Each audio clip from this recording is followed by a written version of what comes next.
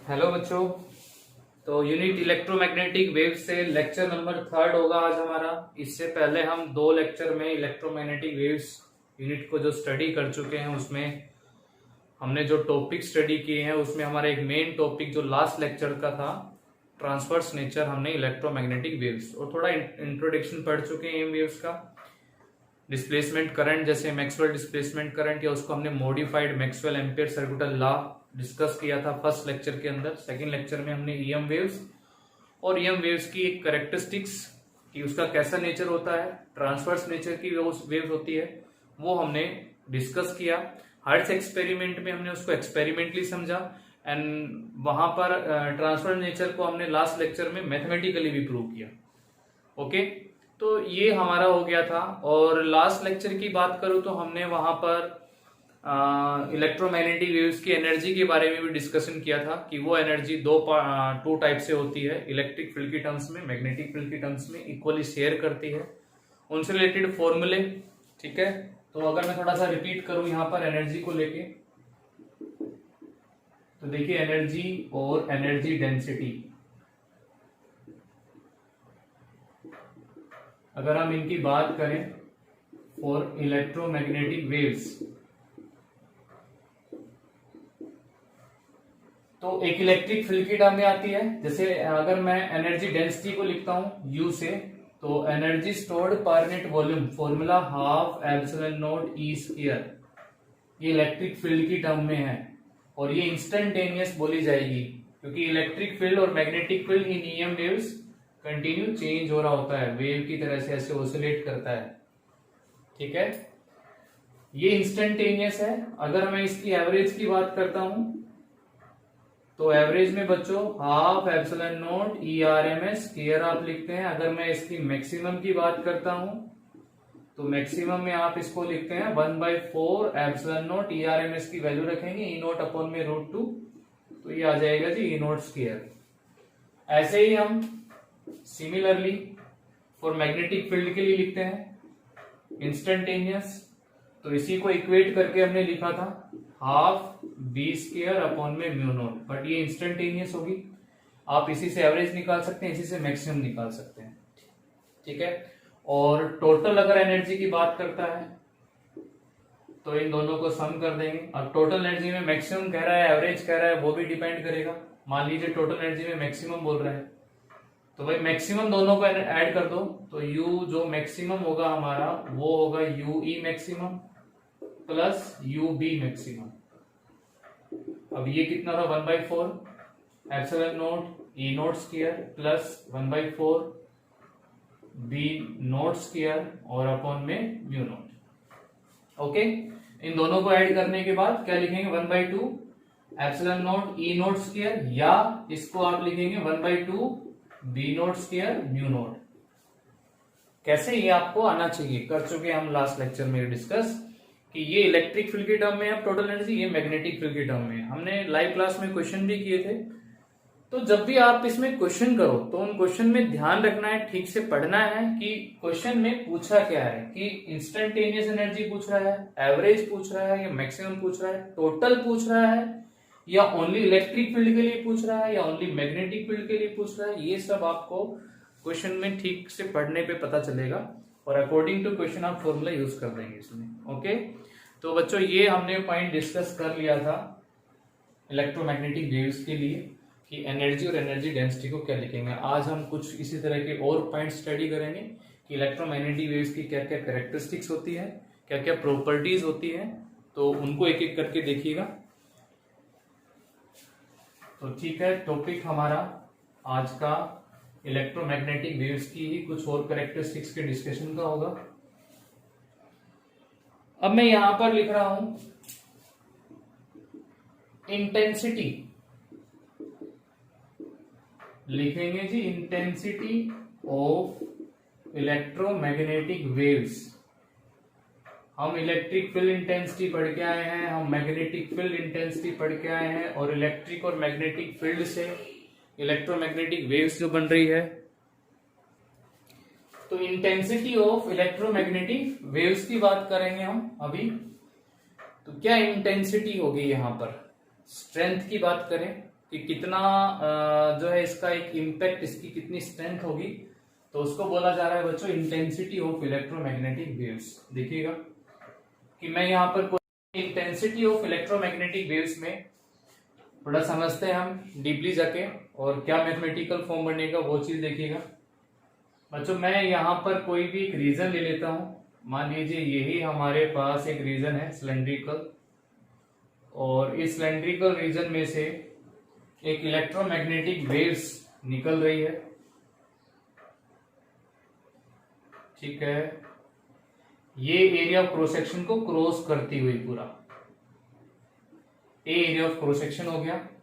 और जो electromagnetic waves होती है, फॉर एग्जांपल लाइट वेव भी इलेक्ट्रोमैग्नेटिक वेव होती है, तो कितनी स्पीड से चलती है वो एयर या वैक्यूम के अंदर, उसकी स्पीड c, जिसको हम स्पीड ऑफ लाइट कहते हैं। यहां से यहां तक उसने टाइम लिया डेल्टा टी इस रीजन को क्रॉस करने में।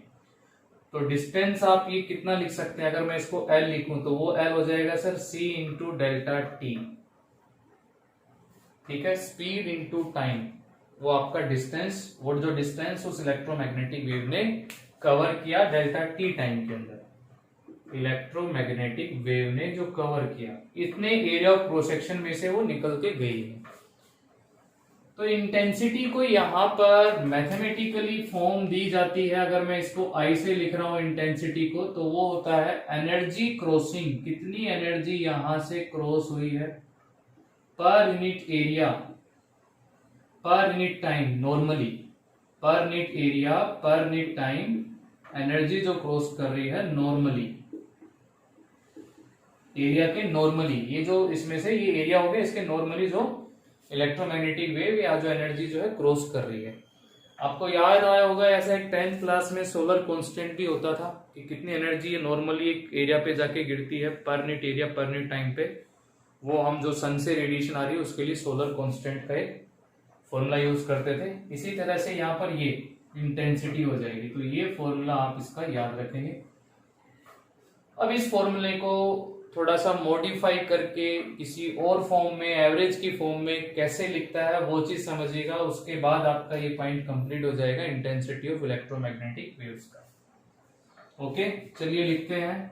I is equals to energy, total energy की बात हो रही है भाई, यहाँ पर U सिंबल ले लो इसको, और एरिया A है, नीचे टाइम, यहां से यहां तक कितना टाइम इस रीजन में से जो क्रॉस करके गया है, तो पर यूनिट टाइम आप इसको आप डेल्टा टी भी लिख सकते हैं।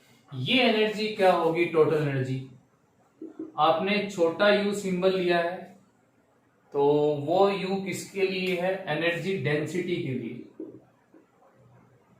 ये जो स्मॉल यू है ये एनर्जी डेंसिटी के लिए है, और एनर्जी डेंसिटी होता है energy per unit volume. Okay, तो ये कैपिटल यू क्या बनेगा उस चीज को समझिएगा। ये यू जो था स्मॉल यू, ये था एनर्जी पर यूनिट वॉल्यूम। जितनी वॉल्यूम पे आपने टोटल एनर्जी देखनी है उस वॉल्यूम से मल्टीप्लाई करना पड़ेगा। अभी हम बात कर रहे हैं इस वॉल्यूम की, सिलेंड्रिकल वॉल्यूम की, तो ये पूरी वॉल्यूम कितनी हो जाएगी बच्चों, एरिया मल्टीप्लाई में डिस्टेंस, एंड डिस्टेंस कितना है c इंटू डेल्टा टी। ये आप टोटल एनर्जी का फॉर्मूला यहाँ पर यूज कर सकते हैं। फिर वो मैक्सिमम एवरेज वो आपकी बात बाद में चलती रहेगी, जो भी है उसमें फॉर्मूला रख देंगे। तो देखिएगा यहाँ पर I is equals to U की जो ये वैल्यू आई है इसमें पुटअप करेंगे, तो ये U A C delta T, और नीचे हो जाएगा जी A और डेल्टा टी। अब जो कैंसिल होती है टर्म कैंसिल कर दीजिए, तो ये U इंटू सी भी आ गया हमारा, बट ये U क्या है यहाँ पर, एनर्जी डेंसिटी, और C क्या है यहाँ पर, स्पीड ऑफ लाइट। तो आप इसको इस टर्म में भी लिख सकते हैं, ऐसे भी लिख सकते हैं, ऐसे भी लिख सकते हैं, ठीक है। और इस U के फॉर्मूले यूज कर सकते हैं फिर। ओके, अगर मान लीजिए आप एवरेज की बात कर रहे हैं, या आप मैक्सिमम की बात कर रहे हैं, या आप इंस्टेंटेनियस की बात कर रहे हैं, तो वो इसमें आप सब्स्टिट्यूट कर सकते हैं। अगर मान लीजिए मैं मैक्सिमम की बात करूं, तो मैक्सिमम के लिए यू हमारा टोटल एनर्जी डेंसिटी, टोटल दोनों का सम, तो वो कितना होता था, हाफ एप्सिलॉन नॉट। अगर इलेक्ट्रिक फील्ड की टर्म में लिख रहा हूं तो ई नॉट, और ये जी यहां पर स्केयर आएगा, और इनटू में क्या हो जाएगा, सी। अगर यहाँ पे आप एवरेज लिखना चाह रहे हैं तो इस ई नोट की जगह क्या हो जाएगा ERMS प्लस, कैसे भी फॉर्मूले को इंटरचेंज करके लिख लो, in the terms of electric field, in the terms of magnetic field. तो ये समझ में आया हमारा एक पॉइंट जो और हुआ है इंटेंसिटी ऑफ इलेक्ट्रोमैग्नेटिक वेव्स का। ठीक है, तो यहां से हम इस फॉर्मूले से उस वेव की एक तरह से स्ट्रेंथ बता सकते हैं कि किसी एरिया पे जब वो जाके गिरेगी तो कितना वहां पर इम्पैक्ट छोड़ेगी अपना। तो वो हम कैसे देखें कि उसके पास जो एनर्जी है, एनर्जी क्यों एक सफिशिएंट स्पीड है, एक हाई स्पीड है, और कितने एरिया को क्रॉस कर रही है वो जाके जब गिर रही है तो पर यूनिट टाइम के अंदर। तो ये एक फॉर्मूला हम याद रखेंगे भाई, और इसको हम एवरेज की टर्म में भी लिख सकते हैं, इसको आप एनर्जी डेंसिटी की टर्म में भी लिख सकते हैं, इंस्टेंटेनियस एवरेज या मैक्सिमम के लिए। ठीक है, ये हमारा एक पॉइंट हो जाता है इंटेंसिटी को लेके। अब आगे देखिएगा, इसमें नेक्स्ट जो पॉइंट बनेगा, नेक्स्ट जो पॉइंट होगा भैया वो मोमेंटम को लेके होगा, momentum of electromagnetic waves, momentum of electromagnetic waves. ठीक है जी। अब जनरली मोमेंटम को हम लिखते हैं P is equals to M into V, mass into velocity. But हमें वेव का मास कैसे पता चले, कोई वैल्यू तो हमारे पास गिवन नहीं कि इतने मास की वेव निकल रही है। और याद हो आपको, इसमें फोटोन होते हैं, जैसे ड्यूअल नेचर जो हमने पढ़ा है उसमें फोटोन का रेस्ट मास तो वैसे भी हम 0 लेते हैं, चलो मूविंग मास जो भी होगा, तो उससे हम एक पर्टिकुलर आइडिया पे या एक पर्टिकुलर फॉर्मूले पे नहीं पहुंच पाएंगे अगर आप मास और स्पीड में जाके। हाँ, इस EM वेव्स के पास स्पीड भी है, c 3 × 10⁸ मीटर पर सेकेंड इन एयर वैक्यूम। इसके पास एनर्जी भी है जी, बिल्कुल है, U टोटल एनर्जी जो इसकी लिखी जा रही है, तो ये एनर्जी भी है इसके पास। तो एनर्जी और स्पीड की टर्म में अगर इसके मोमेंटम को लिखें तो वो मोमेंटम P इजिकल्स टू आप U/c से लिख सकते हैं, U/c से लिख सकते हैं। कैसे? देखिए, अगर आप डायमेंशनली चेक करेंगे ना आप, तो डायमेंशनली करेक्ट आएगा इन दो टर्म्स से। अगर आप इसको लिखना चाहें तो आप इसका डायमेंशन फॉर्मूला निकालिए, मास के लिए m1, वेलोसिटी के लिए L1, t-1। आप इसका चेक कर लीजिए, एनर्जी के लिए m1 L2 और बोलिए t-2, नीचे स्पीड का तो L1 t-1। अब आप इसको सिंप्लीफाई करेंगे, m1 ऊपर L1 बचेगा, ये माइनस जाएगा, ये ऊपर आगे प्लस आएगा, t-1 आ जाएगा। तो ये डायमेंशन फॉर्मूला और ये डायमेंशन फॉर्मूले दोनों सेम आ रहे हैं। तो मोमेंटम को आप एनर्जी की टर्म में फॉर इलेक्ट्रोमैग्नेटिक वेव्स क्या लिख सकते हैं, U/c, बिकॉज उसके पास एनर्जी है, उसके पास स्पीड भी है। तो इस टर्म को लेके उसके पास मोमेंटम क्या होगा, क्यों जरूरत पड़ी इसके मोमेंटम की, वो चीज मैं आपको समझा दूं, बहुत ध्यान से समझिएगा, बड़ा इंपॉर्टेंट है ये। कि भैया अगर यहां पर एक वॉल दे रखी है, रिजिड वॉल है ये, ठीक है, और इस वॉल पे एक इलेक्ट्रोमैग्नेटिक वेव जाके टकराती है और परफेक्टली इलास्टिक कोलिजन होता है यहां पर, परफेक्टली इलास्टिक कोलिजन। तो क्या होता है कि जितनी स्पीड से ये गई है, जितने मोमेंटम से गई है, उतने ही मोमेंटम से टकरा के वापिस आ जाएगी P। तो दीवार को लगेगा कि कोई भाई मुझ पे फोर्स लगा के भाग गया है, आया, फोर्स लगाया और चला गया, ना काम किया और चला गया। तो दीवार ने क्या महसूस किया कि कोई उस पे धक्का, कोई फोर्स लगा के भागा है। अब कितना फोर्स लगा है दीवार पे वो कैसे चेक करेंगे, तो देखिए मैं यहां पर लिखूंगा change in momentum of wave. तो आप बहुत आसानी से बता देंगे, याद कीजिए मैकेनिक्स 11th क्लास, एक बॉल को फेंका दीवार पे, टकरा के उतनी स्पीड से वापस आई, तो बॉल का कितना मोमेंटम चेंज हुआ और उसने दीवार पे कितना मोमेंटम ट्रांसफर कर दिया। तो यहां पर ऐसी अगर आप चेक करेंगे तो change in momentum of wave, ये फाइनल अपोजिट डायरेक्शन है तो माइनस पी, इनिशियल पी था लेकिन माइनस करना पड़ेगा तो आएगा -2p।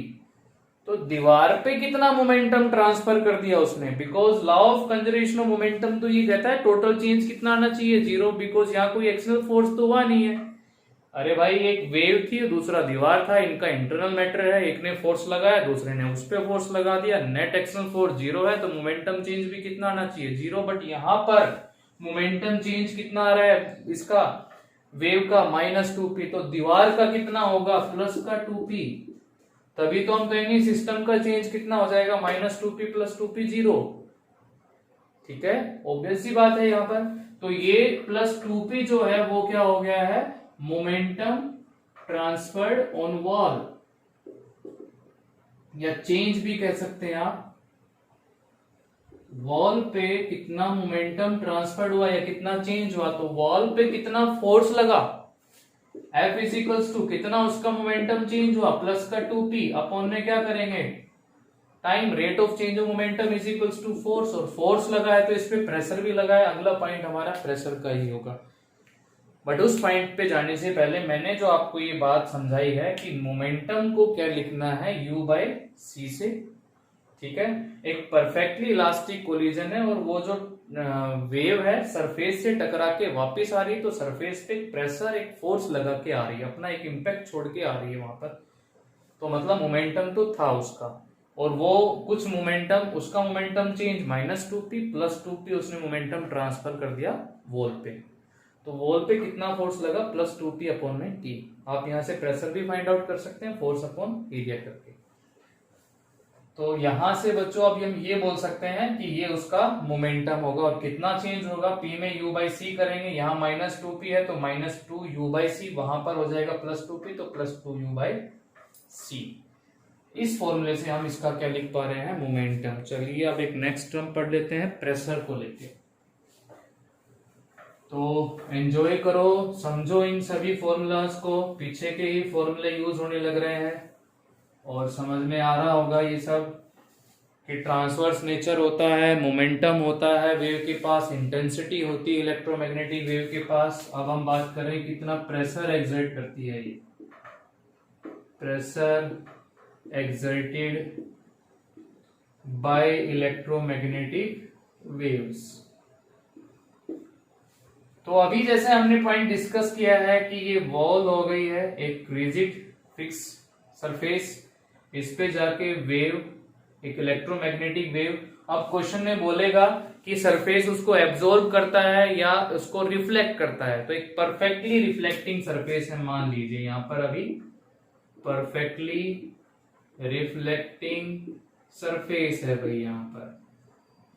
ओके जी, रहने दो परफेक्टली रिफ्लेक्टिंग सरफेस, कर लेंगे हम स्टडी। फर्स्ट पॉइंट हो गया है मोमेंटम कितना जा रहा था इस पे, P, परफेक्टली रिफ्लेक्टिंग सरफेस है तो सेम मोमेंटम से ये टकरा के वापस आएगी।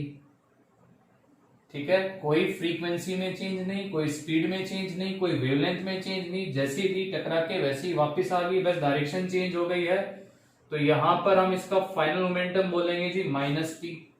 ओके ठीक है, कोई दिक्कत नहीं है। Change in momentum, change in momentum. अब आप चेंज इन मोमेंटम किसका निकाल रहे हैं, अगर आप वेव का लिखें तो लिखेंगे -2p। अगर आप चेंज इन मोमेंटम बाउंड्री का लिखें, हमें तो बाउंड्री पे देखना है कितना प्रेशर लगा है, तो बाउंड्री के लिए मोमेंटम ट्रांसफर्ड या चेंज मोमेंटम ट्रांसफर्ड,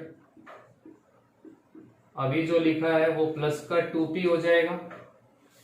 ओके, तो फोर्स कितना लगा +2p अपॉन में t, और यहां पर अगर आप फोर्स अपॉन में एरिया कर देंगे तो क्या आ जाएगा जी, प्रेशर आ जाएगा।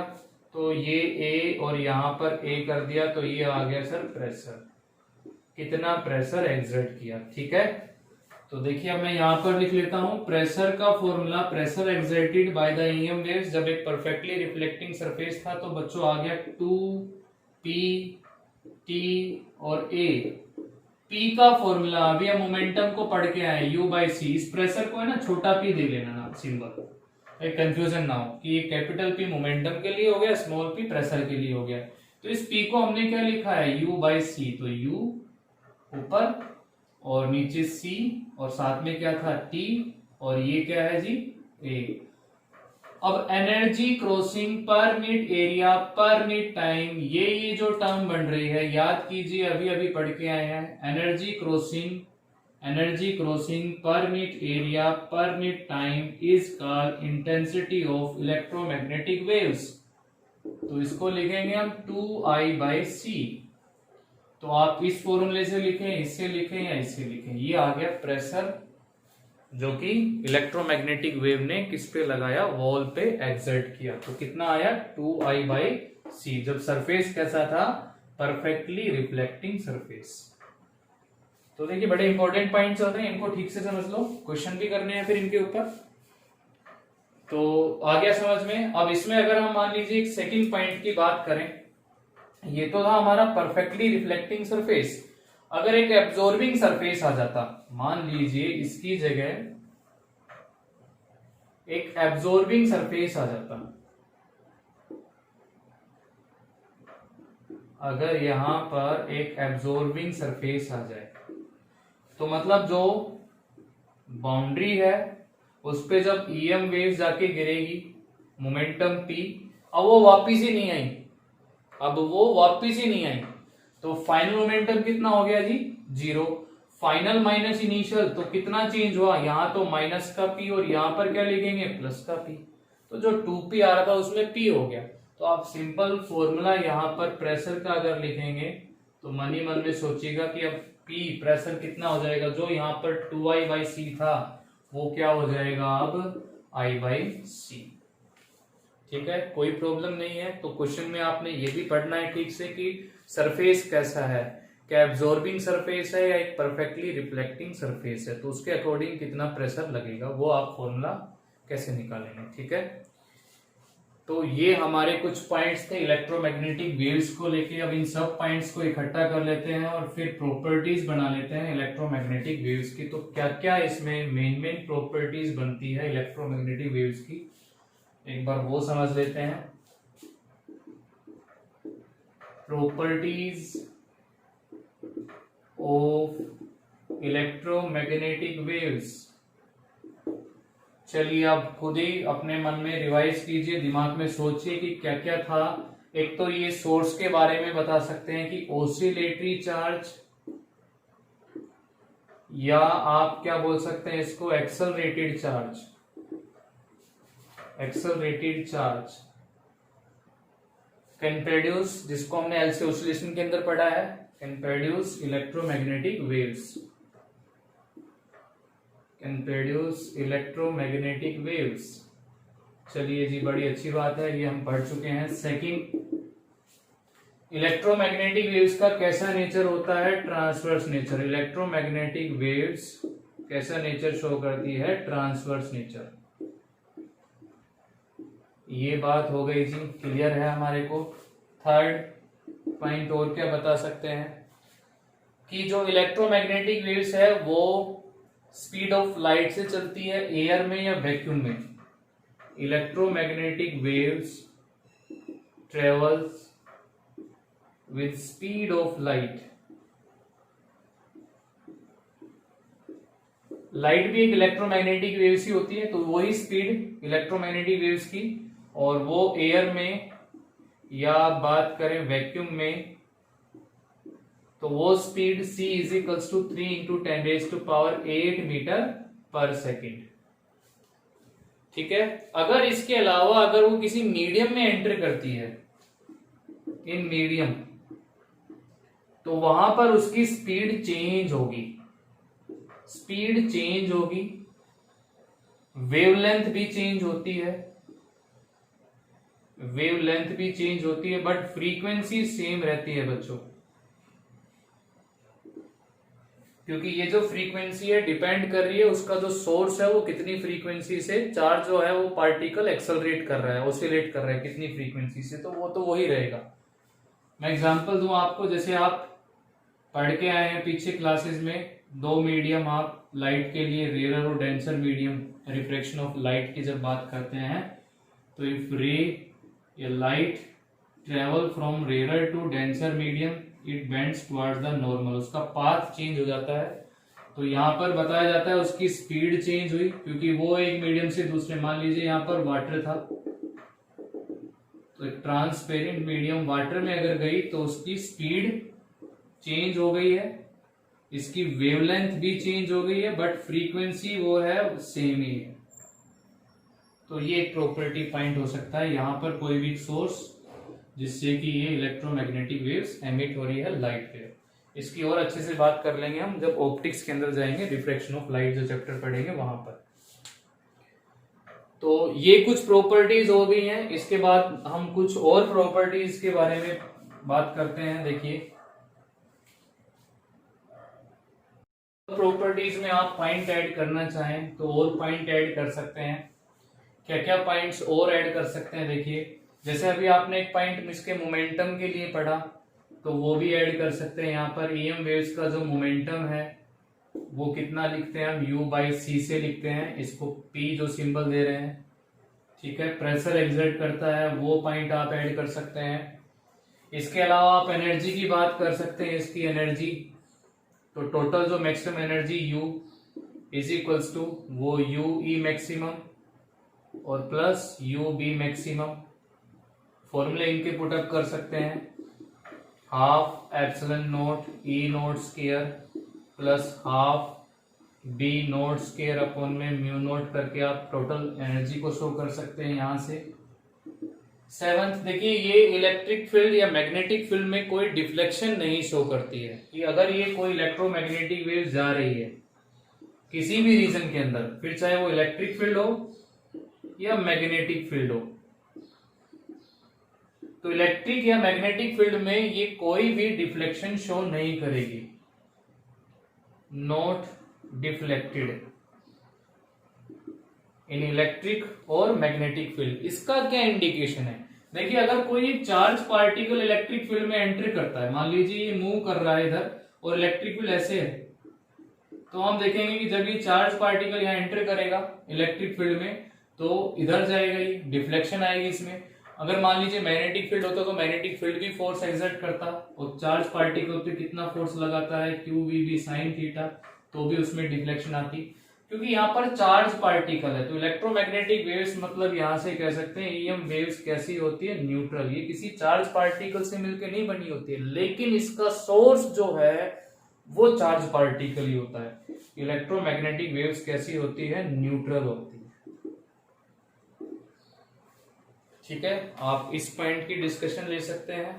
इसके अलावा और इसकी प्रॉपर्टीज के बारे में बात करें, मान लीजिए 8 नंबर पे हमारी प्रॉपर्टीज, देखिए इलेक्ट्रोमैग्नेटिक वेव्स के अंदर इलेक्ट्रिक फील्ड और दोनों दूसरा मैग्नेटिक फील्ड दोनों ही मिलके बनी है इलेक्ट्रोमैग्नेटिक वेव्स, लेकिन फिर भी फोर्स किसका ज्यादा पड़ेगा, तो हम जब कंपैरिजन करते हैं इलेक्ट्रिक फोर्स और मैग्नेटिक फोर्स का, तो इलेक्ट्रिक फोर्स कहीं ज्यादा मिलता है मैग्नेटिक फोर्स से, 10⁻25 टाइम्स, ये हम कंपैरिजन पढ़ के आए हैं।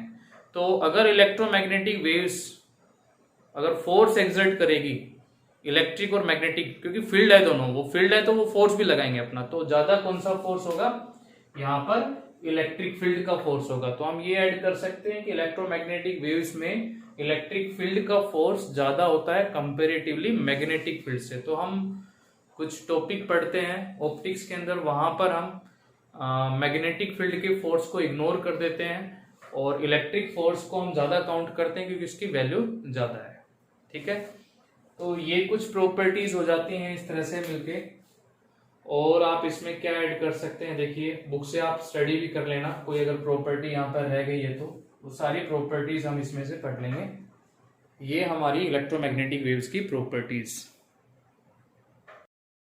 यहाँ पर आप ये भी ऐड कर सकते हैं कि maximum value of electric field to the maximum value of magnetic field is equals to c speed of light, ठीक है। ये ओबे करती है सुपरपोजिशन प्रिंसिपल को, superposition principle of waves.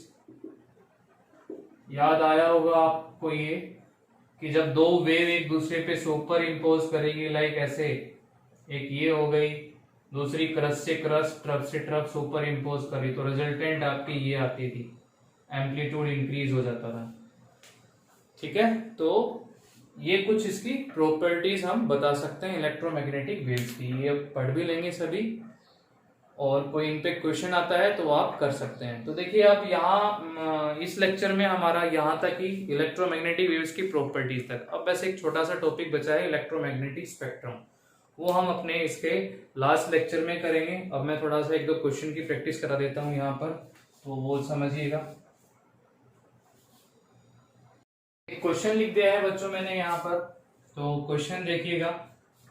Statement कुछ इस तरह से दी है, the magnetic field in plane electromagnetic wave is, ये मैग्नेटिक फील्ड दे दिया है।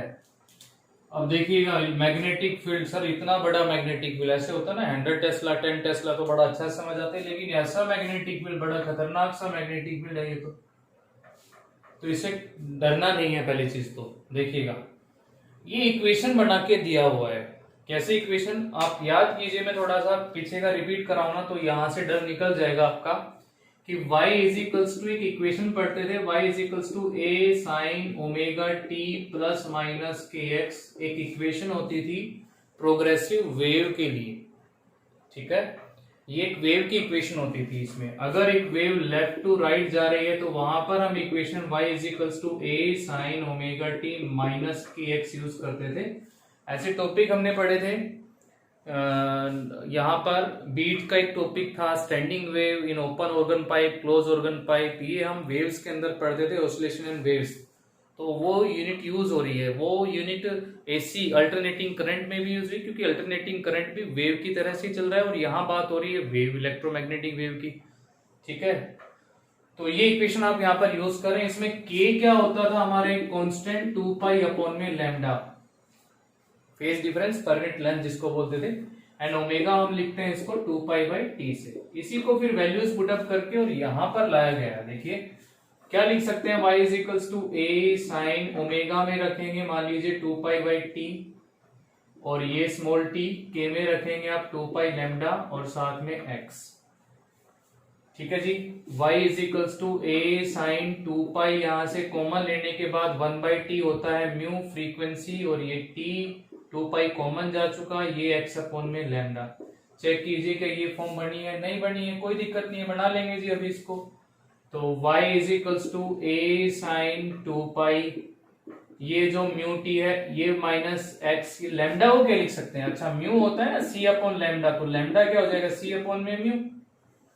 यहां पर जब आप वैल्यू पुटअप करेंगे लैम्डा की c अपॉन में म्यू, तो म्यू चला गया ऊपर, समझिए ध्यान रखिए यहाँ पर y is equals to a sine 2 pi mu, अब क्या रह गया यहाँ पर t minus x by c. अब जरा कंपेयर करना, बनी कि नहीं बनी, t minus x by c, t minus x by c हो गई है साइन साइन, तो ये पूरा क्या है 2 पाई म्यू, तो ये पूरा आपका क्या है यहां से यहां तक, ये साइन के साथ जो लगा हुआ है ये है जी 2 पाई म्यू।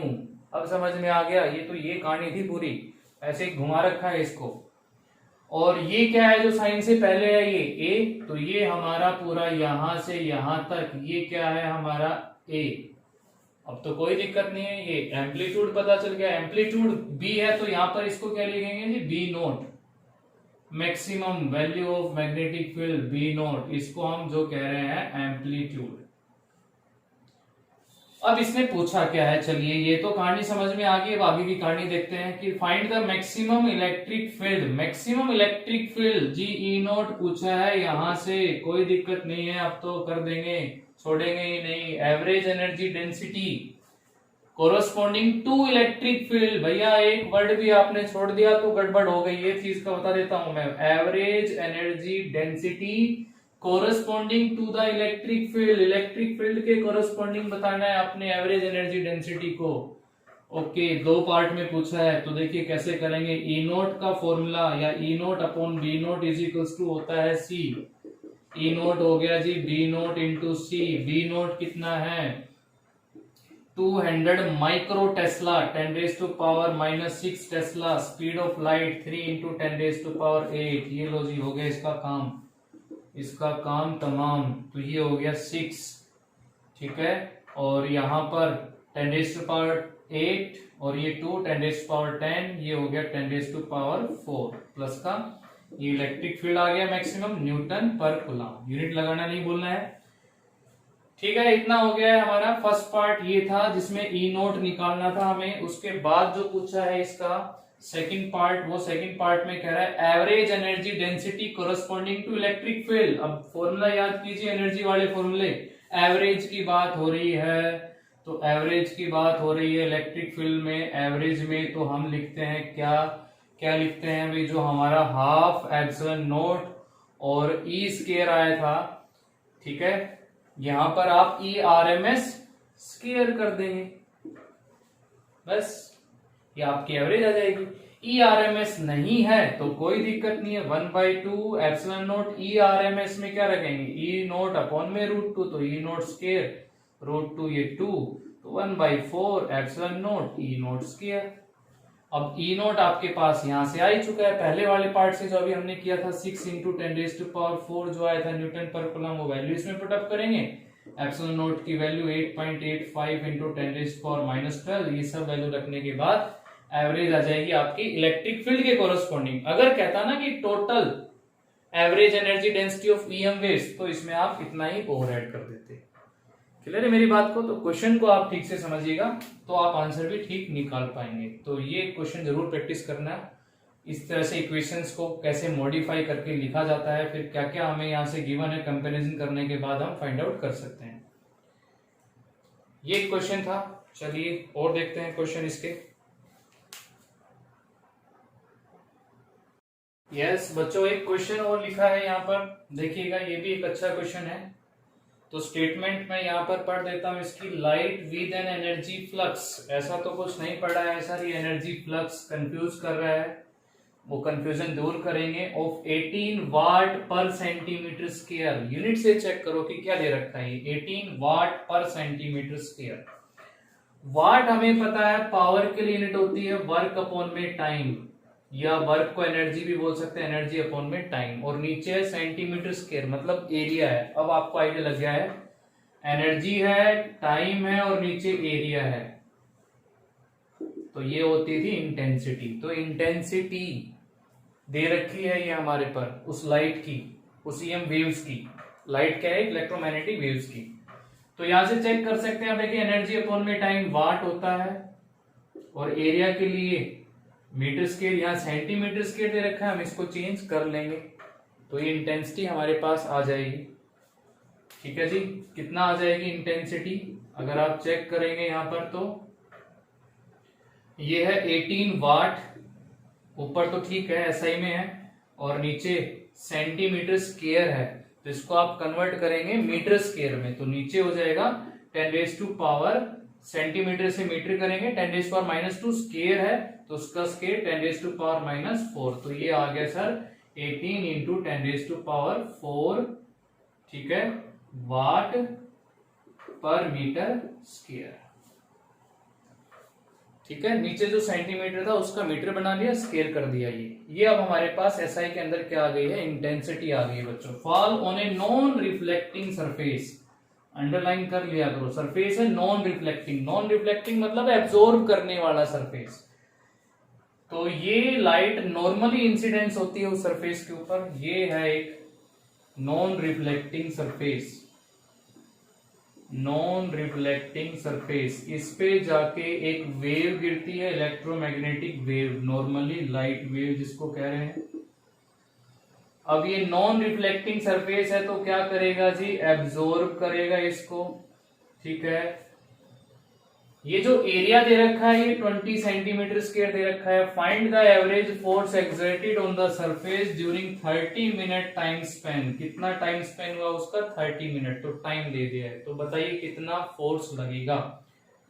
अब मोमेंटम इसका P था, फाइनल मोमेंटम 0, तो चेंज इन मोमेंटम वॉल पे कितना T, तो फोर्स क्या हो जाएगा, rate of change of momentum.